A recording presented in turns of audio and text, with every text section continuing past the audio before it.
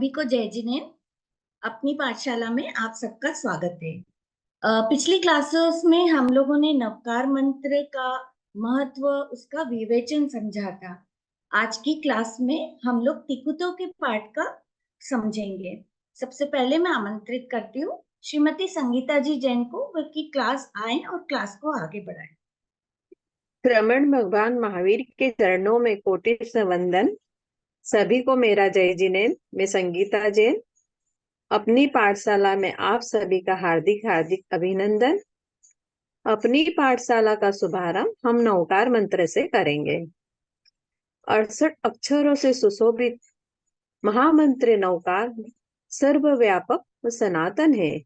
यह विघ्न विनाशक और सब पापों का नाश करने वाला है। जैन धर्म का पालन करने वाले पुण्यवान आत्माओं के लिए यह एक प्राण के समान है।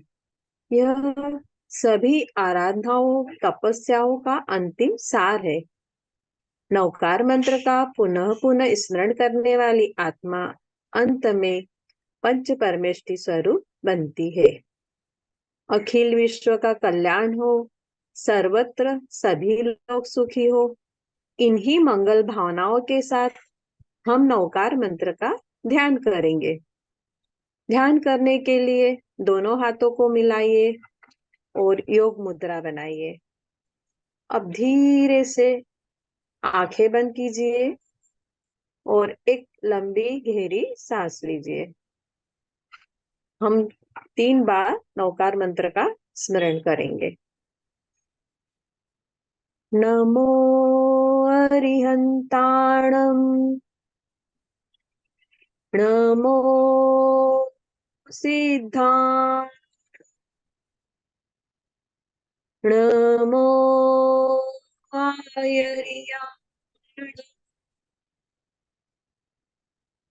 नमो वज्रायाण,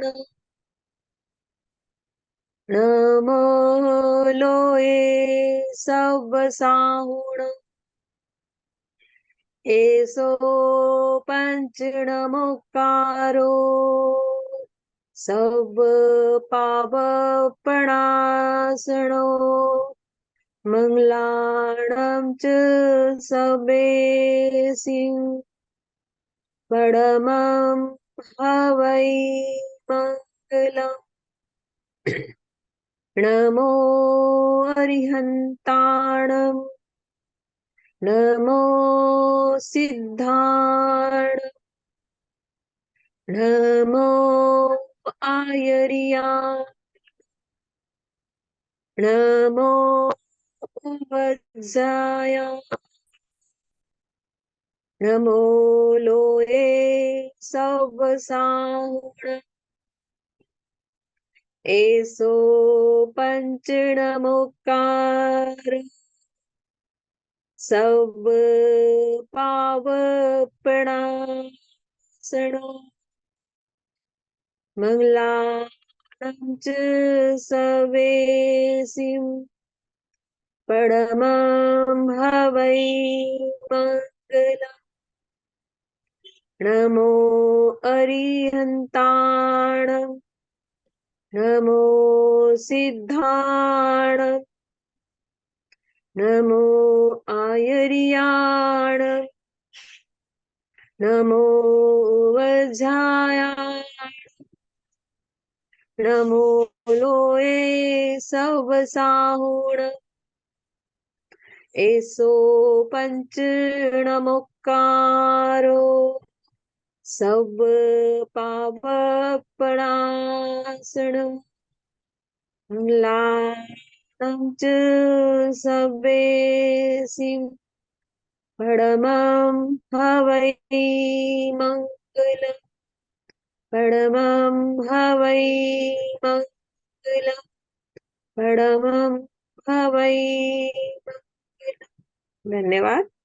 अब आपको मंजू भाभी तिखुतों का अर्थ और उच्चारण समझेंगे। जय जिनेन्द्र।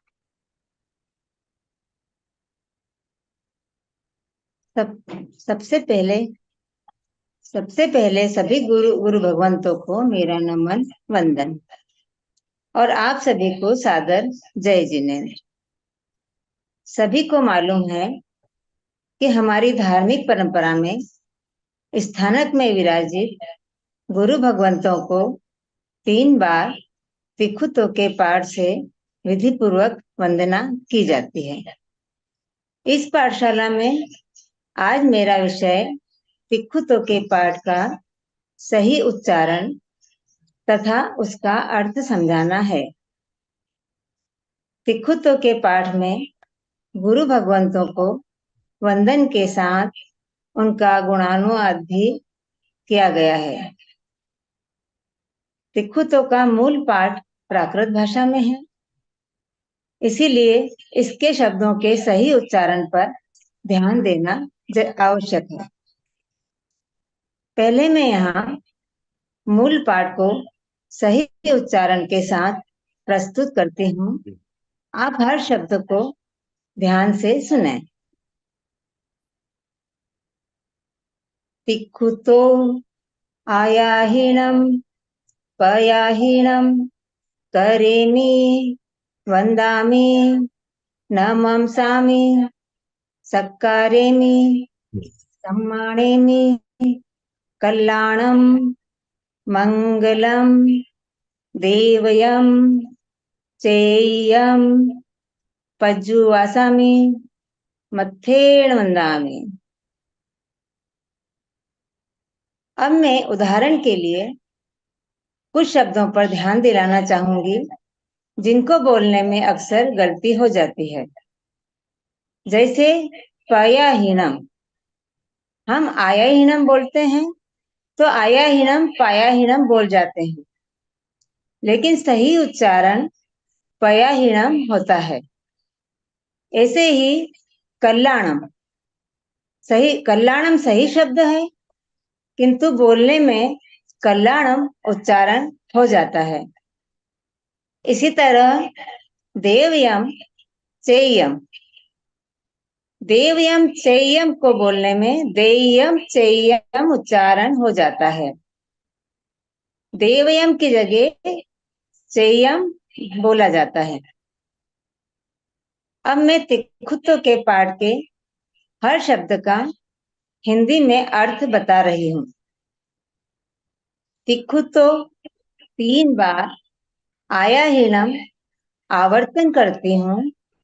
अपने दोनों हाथों को जोड़कर मस्तक पर रखकर बाईं ओर से घड़ी की सुई के अनुसार आवर्तन करती हूँ।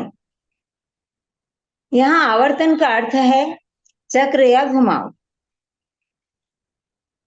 पयाहीनम करेमि प्रदक्षिणा करती हूँ। वंदामि वंदन करती हूँ। नमंसामि नमस्कार करती हूँ। सत्कारेमि सत्कार करती हूँ। सम्मानेमि सम्मान करती हूँ। कल्याणम क्योंकि आप कल्याण रूप हो। मंगलम मंगल रूप हो। देवयम धर्ममय देव रूप हो। चेयम आप ज्ञानवान हैं। पज्जुवासामि इसीलिए आपकी उपासना करती हूँ।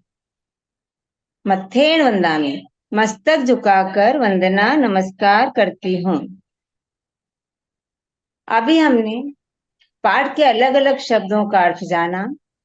अब हम तिखुतों के पूरे पाठ का अर्थ सुनेंगे। 3 बार आवर्तन करती हूँ।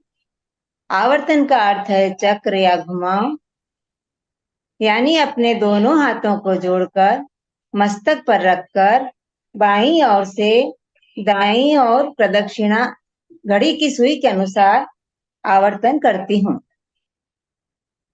प्रदक्षिणा करती हूँ, वंदन करती हूँ, नमस्कार करती हूँ, सत्कार करती हूँ, सम्मान करती हूँ, क्योंकि आप कल्याण रूप हो, मंगल रूप हो, धर्ममय देव रूप हो, आप ज्ञानवान हो, इसलिए आपकी उपासना करती हूँ। मस्तक झुकाकर वंदना नमस्कार करती हूँ। धन्यवाद। अब आगे तिखुतों का पाठ कब, कैसे और क्यों किया जाता है, आशा दसुरिया जी सुनाएंगी।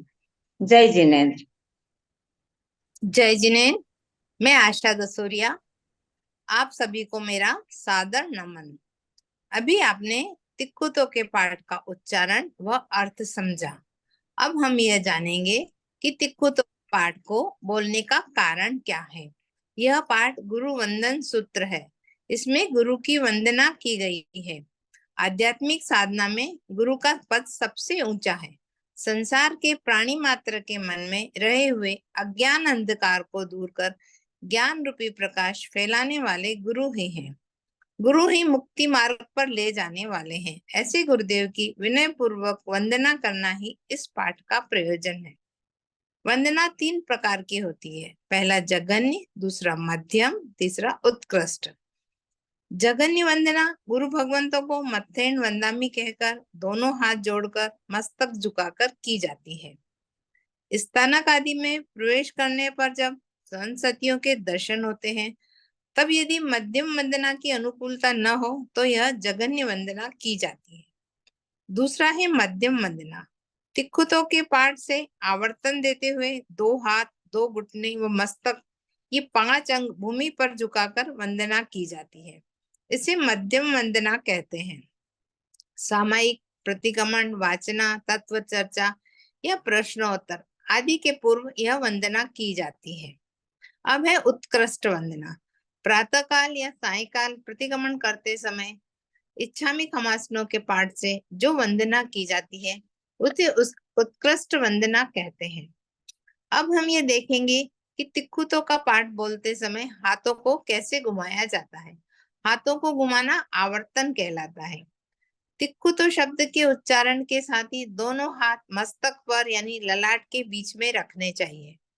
आयाहिनम शब्द के उच्चारण के साथ अपने दोनों हाथ अपने मस्तक के बीच में से अपने स्वयं के दाहिने कान यानी राइट कान की ओर ले जाते हुए गले के पास से होकर बाई कान यानी लेफ्ट कान की ओर घुमाते हुए पुनः ललाट के बीच में लाना चाहिए। इस प्रकार एक आवर्तन पूरा करना चाहिए। इसी प्रकार पयाहीनम और करीमी शब्द बोलते हुए एक एक आवर्तन और पूरा करना। इस प्रकार 3 आवर्तन होते। 3 आवर्तन होने पर वंदामी शब्द नीचे बैठकर हाथ जोड़ते हुए बोलना चाहिए। नमन शामी शब्द का उच्चारण करते हुए 5 अंग, दोनों हाथ, दोनों घुटने तथा मस्तक गुरुदेव के चरणों में झुकाना चाहिए। आगे के शब्द बैठकर हाथ जोड़ते हुए बोले तथा अंत में मत्थेन वंदामी शब्द बोलते समय पुनः 5 अंक गुरुदेव के चरणों में झुकाने चाहिए। तिक्कुतों के एक बार के पाठ बोलने में 3 आवर्तन इसलिए दिए जाते हैं कि मन, वचन और काया तीनों को मिलाकर वंदना की जाती है। आवर्तन देने की विधि को सरलता से इस प्रकार समझा जा सकता है कि जैसे हमारी घड़ी हो, घड़ी में जिस प्रकार सामने घड़ी हो और सुई घूमती है उसी प्रकार हाथ घुमा। जैसे या मांगलिक कार्यों में जैसे आरती उतारी जाती है या मंदिरों में परिक्रमा की जाती है या वाहनों में गति दर्शाने वाले मीटर हो या सूर्य के चलने की दिशा हो, सभी इसी क्रम से घूमते। इसी प्रकार हमें आवर्तन देना चाहिए। अपने ललाट के मध्य में आरंभ करते हुए अपनी दाहिनी ओर ले जाते हुए देना चाहिए। अनेक परंपराओं में आवर्तन देने की अलग अलग विधियां प्रचलित है। जिस संघ के आचार्य आदि को जो विधि उपयुक्त लगती है वे उसे स्वीकार करते हैं तथा अपने संघ में लागू करते हैं। अतः आवर्तन की विधियों में अंतर दिखाई देता है। फिर भी इतना अवश्य कि जो श्रावक श्राविका, साधु साध्वी जिस संघ में हो, जिस आचार्य आदि के नेतृत्व में अपनी साधना आराधना कर रहे हो, उसी को मान्य करें, उसी को स्वीकृत करें और पूरी श्रद्धा और समर्पणा के साथ करें, तो वह साधक आराधक बनकर अपने लक्ष्य को प्राप्त कर सकता है। क्या आप जानते हैं कि तिक्कुतों के पाठ से वंदना 3 बार क्यों की जाती है? क्योंकि हमारे गुरु भगवान सम्यक ज्ञान, सम्यक दर्शन, सम्यक चारित्र, इन 3 रत्नों के धारक होते हैं। इन 3 रत्नों के प्रति आदर भाव प्रकट करने, बहुमान करने के लिए 3 बार वंदना की जाती है और तथा ये गुण भी हम में प्रकट हो, ये भावना रखी जाती है। अब हम यह देखेंगे कि वंदना करते समय किन किन बातों का ध्यान रखना चाहिए। सबसे पहले वंदना गुरुदेव के सामने खड़े होकर करना चाहिए। जहां तक वो पीछे खड़े होकर वंदना नहीं करे।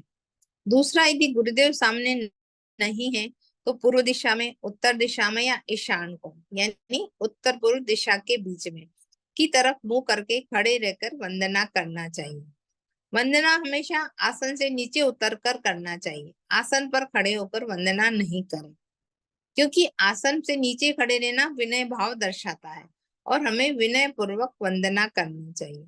हमें अनुशासित रहकर विवेक पूर्वक तथा नम्रता पूर्वक वंदना करने का पूरा ध्यान रखना चाहिए। अभी हमने यह जाना कि वंदना कब करना है, लेकिन अब यह समझना है कि वंदना कब नहीं करना चाहिए। यदि गुरु भगवंत गोचरी कर रहे हो तब वंदना नहीं करें। यदि गुरु भगवंत तपस्या वाले हों, वृद्धावस्था या बीमारी या अन्य किसी कारण से सोए हुए हों, तब वंदना नहीं करना, क्योंकि इससे वंदना करने से वे जग जाएंगे, उन्हें परेशानी होगी, असहता होगी। जब गुरु भगवंत गोचरी के लिए जा रहे हो तब रास्ते में खड़े होकर तिक्कु तोके पाठ से वंदना नहीं करना चाहिए। केवल मथेन वंदामी कहकर बोलकर सिर झुकाकर वंदना करें। तिक्कुतों से वंदना करने पर उन्हें खड़ा रहना होगा, उन्हें अन्य कार्यों में देर होगी या धूप आदि की अवस्था होगी, समय होगा तो धूप में खड़े नंगे पांव खड़े रहना होगा।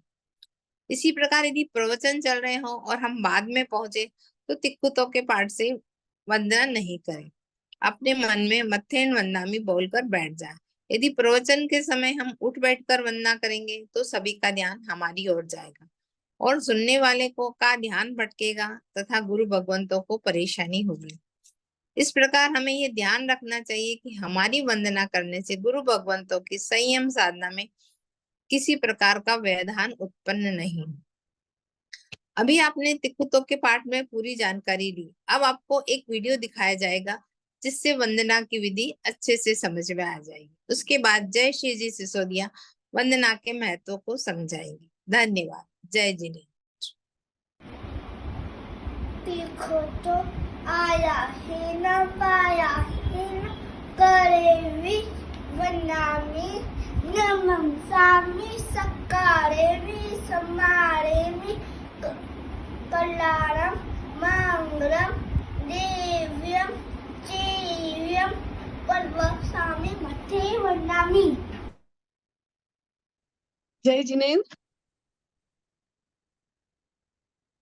अभी आपने आशा जी और मंजू जी से वंदना के बारे में जाना कि कैसे करें, कब करें और क्या सावधानियां रखें। वंदना के कई रूप और महत्व होते हैं। धार्मिक क्षेत्र में तो महत्व होता ही होता है, किंतु व्यवहार के क्षेत्र में भी वंदना का अपना महत्व होता है।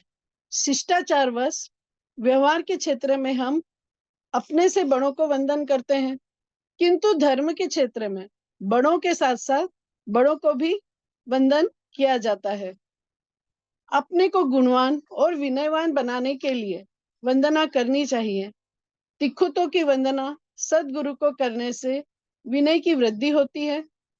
वंदना के मुख्य उद्देश्य आत्मा की शुद्धि है, क्योंकि जब हम वंदना करते हैं तो अहंकार का नाश होता है और साथ ही साधु साध्वी जी से अपने दोषों के लिए हम प्रायश्चित भी ले सकते हैं और यह आत्मा को उत्थान की ओर ले जाने में सहायक होती है। प्रतिक्रमण में भी 6 आवश्यक होते हैं। उन 6 आवश्यक में से एक आवश्यक वंदना को रखा गया है। वह ऐसे ही नहीं रखा गया है। हमारे आचार्य जी वंदना के महत्व को समझते थे, इसलिए प्रतिक्रमण के 6 आवश्यक में से एक आवश्यक वंदना को रखा गया है। एक बार गौतम स्वामी जी ने भगवान महावीर से पूछा, भंते यानी भगवान, वंदना से जीव को क्या लाभ होता है? महावीर स्वामी जी ने कहा, गौतम, वंदना जीव के नीच गोत्र कर्म का क्षय करके उच्च गोत्र कर्म का बंध करती है। इसका अर्थ यह है कि किसी उच्च कुल में जन्म लेने के कर्म उसकी आत्मा से जुड़ जाते हैं। एक कहावत आपने सुनी होगी कि जे नमे ते गमे, यानी जो नमता है उसे सभी पसंद करते हैं। जो मान सम्मान हम वंदन नमन करके दूसरों को देते हैं, उतना ही सम्मान वंदना करने वाले को भी मिलता है। वंदना करने वाले के लिए शुभ भाव आशीर्वाद रूप में दिए जाते हैं। वंदना चित्त को शांति और आत्मा को ऊंचाइयां प्रदान करती है। भगवान गुरु, बड़ों और गुणीजनों के प्रति प्यार और सम्मान को प्रकट करती है। वंदना एक योग क्रिया भी है कि जब हम खमाशना देते हैं या तिखुतों से वंदना करते हैं तो वंदना के साथ साथ योग साधना भी करते हैं जो शरीर के लिए लाभकारी होती है। निष्काम भाव से वंदना करने वाला शारीरिक, आत्मिक और मानसिक शांति प्राप्त करता है। ये रिश्तों को भी मजबूत बनाती है। श्रद्धा भक्ति से ये क्रिया रोगों से मुक्ति और शांति प्रदान करती है। भारतीय संस्कृति की पांव छूना यह प्रथा इसीलिए बनी है क्योंकि माना जाता है कि पांव का अंगूठा शरीर का वह अंग है जहां मनुष्य के सभी गुण और ज्ञान और उपलब्धियों का भंडार होता है। वह छूने से छूने वाले को भी उसका कुछ अंश मिल जाता है। पुण्य भी हमारे धर्म में 9 प्रकार के बताए गए हैं। उसमें एक पुण्य नमस्कार को भी बताया है, यानी वंदना पुण्य। जिसे आप वंदना करते हैं उसके पुण्य के भागीदार होते हैं। ये आगे आपको श्रेणिक जी की कहानी से मालूम पड़ जाएगा। इसका लाभ मिलता है। वंदना से क्या लाभ मिलता है इसे हम संक्षेप में इस तरह समझ सकते हैं कि वंदना करने से जीव नीच गोत्र कर्म का नाश करके उच्च गोत्र कर्म का बंधन बांधता है। जीव में विनय भाव आता है। ज्ञान आदि शीघ्र प्राप्त होते हैं। धर्म कार्यों में स्फूर्ति रहती है। पापों का नाश और पुण्य का लाभ होता है। दुर्गुण नष्ट होते हैं और सद्गुण खिलते हैं और एक दिन हम भी वंदनीय बन जाते हैं।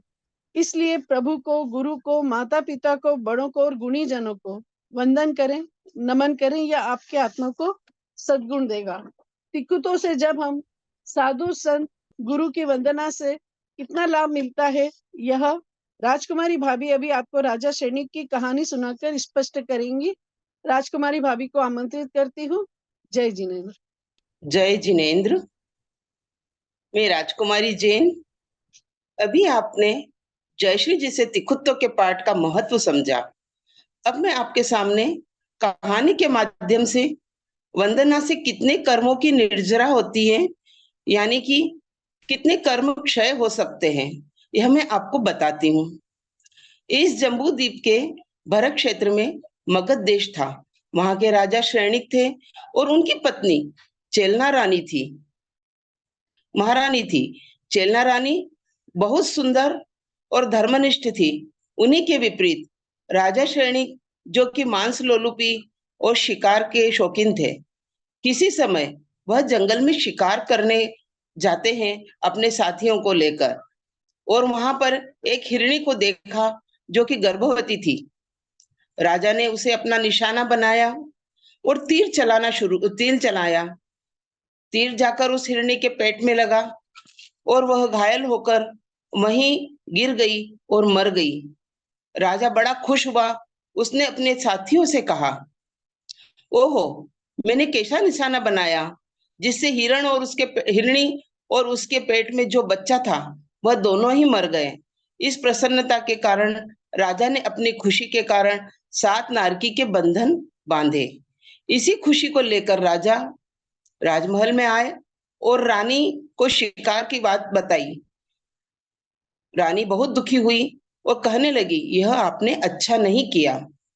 उसी समय मास शमन के पारने के लिए मुनिराज राजमहल में पधारे। राजा ने दर्शन नहीं किए, किंतु उन्हें देखते रहे। रानी का दुख प्रसन्नता में बदल गया। मुनि भगवंत को देखकर वह मुनिराज को लेकर रसोई घर में गई और बहराने के लिए पात्र खोले। मुनि ने सब चीजों को मना कर दिया क्योंकि उन्हें मांस शमन का पालना था। उन्हें जो उचित था और लेना था वह लिया। राजा यह सब देख रहे थे। राजा ने सोचा, यह मुनिराज वास्तव में मुनि है जिन्हें मैं मानता हूं। वह तो अपने सब जो पसंद होता है वह लेते हैं। धन्य है यह मुनिराज जिनके शरीर कमजोर होने पर भी चेहरे पर शांति और तेज कितना है। उन्होंने आगे बढ़कर संत के दर्शन किए और पूछा, आपके गुरु कौन है? तब मुनिराज ने कहा, मेरे गुरु भगवान महावीर स्वामी हैं। राजा रानी से कहते हैं, हम भगवान के दर्शन करने चलेंगे। दूसरे दिन राजा ने अपना रथ तैयार कर रानी के साथ दर्शन करने गए। राजा ने अपना रथ तैयार कर रानी के साथ दर्शन करने गए। उन्होंने बौद्ध धर्म को छोड़कर जैन धर्म को अपनाया। यहीं से उनका संगीत आरंभ हुई। जब दर्शन वंदन करने गए तब सोचा कि मैं आज साधु भगवंतों को विधिवत वंदना करूंगा, नमस्कार करूंगा। वहां पर बहुत साधु संत थे, करीब 4 से 5 हजार। राजा श्रेणिक विधिवत साधु भगवंतों को वंदन कर नमस्कार किया, किंतु कुछ साधु भगवंत रहे तो राजा श्रेणिक ने सोचा अब मैं थक गया हूं, अब नहीं होता। यह सब वंदन नमस्कार भगवान देख रहे थे। भगवान अंतर्यामी थे। भगवान ने कहा, श्रेणिक थोड़ा और पुरुषार्थ करो। श्रेणिक के मन में उत्साह जागा और वह वंदना करने लगे। अब कुछ संत बचे थे, वह निढाल हो गए, अब मैं नहीं कर सकता। उसी समय गौतम स्वामी ने भगवान से प्रश्न किया, भगवान, यह राजा श्रेणिक के वंदना का क्या फल होगा? भगवान ने फरमाया, राजा ने 7 नारकी के बंधन को ढीला कर लिया, यानी कि कम कर लिया। अब 1 नारकी का बंधन बचा है। जैसे ही राजा के कानों में यह शब्द पड़े, उन्होंने उत्साह दिखाने लगे और भगवान ने कहा, राजन, अब कुछ नहीं हो सकता, अब तुम स्वार्थ के वश कर रहे हो, अब तुम्हें नारकी में जाना ही होगा, किंतु तुम दुखी मत हो, अब अगले उत्सर्पणी काल के पहले तीर्थंकर बनोगे। राजा आश्वस्त हुए। इस तरह हमने वंदना का फल जाना। शुद्ध उत्कृष्ट वंदना से नारकी के बंधन कट सकते हैं। इसी तरह हम भी अपना पुरुषार्थ दिखाएं और साधु संतों को विधिवत वंदना करें। अगर हमारे शरीर में शक्ति हो तो विधिवत वंदना करें, नहीं तो उन्हें सम्मान पूर्वक वंदना करें। अब आगे पुष्पलता जी गुरु भगवंत वंदना का स्तवन सुनाएंगी। स्तवन के माध्यम से समझाएंगे आपको। जय जिनेन्द्र, धन्यवाद। जय जिनेन्द्र, मैं 2 मिनट बीच में लूंगी आपके। हमारे ये हम लोगों ने ये नक्की किया है कि जैसे आज का मुख्य विषय तिखुतों का पाठ है, आपने उसे देखा और समझा, तो हम चाहते हैं और आपसे अनुरोध है कि इसको याद करके इसकी ऑडियो उसकी रिकॉर्डिंग करके आप अपनी पाठशाला में डाल दें, जिससे हम उसको देखकर सुनकर यह समझ लेंगे कि वह शुद्ध है या नहीं। आपको भी अच्छा लगेगा, इस बहाने याद हो जाएगा। तो आप में से जो याद करे वो इसकी ऑडियो अपनी पाठशाला पर डाल दें। धन्यवाद। आगे पुष्पलता जी को मैं आमंत्रित कर रही हूँ। आप सभी को सादर जय जिनेन्द्र, वंदना। आपने अभी सभी बहनों से इतनी अच्छी वंदना के बारे में सुना कि किस प्रकार से वंदना की जाती है, कैसे नारकी के बंधन कम होते हैं और कहाँ कैसे वंदना करनी चाहिए, इसके बारे में सब अच्छी बातें आपने सुनी। अब इसी जानकारी को आपने प्राप्त की और अब मैं इसके संदर्भ में आपको गुरु भगवंत जब पधारते हैं पाठ पर किस प्रकार से वंदना करनी चाहिए और एक स्तवन के माध्यम से आपको सुनाती हूँ। हाथ जोड़ मान मोड़ तिखुता के पाठ सुन, गुरुवर स्वीकारो मारी वंदना, मुनिवर स्वीकारो मारी वंदना। राखो राखो राखो आपकी सेवा में गुरुवर माने राख जो, हाथ जोड़ मान मोड़ तिखुता के पाठ सुन, गुरुवर स्वीकारो मारी वंदना। पंचाचारी महाव्रत धारी क्षमाधारी आप हो, शासन दीपायो महावीर रो, हाथ जोड़ मान मोड़ तिखुता के पाठ सुन, गुरुवर स्वीकारो मारी वंदना।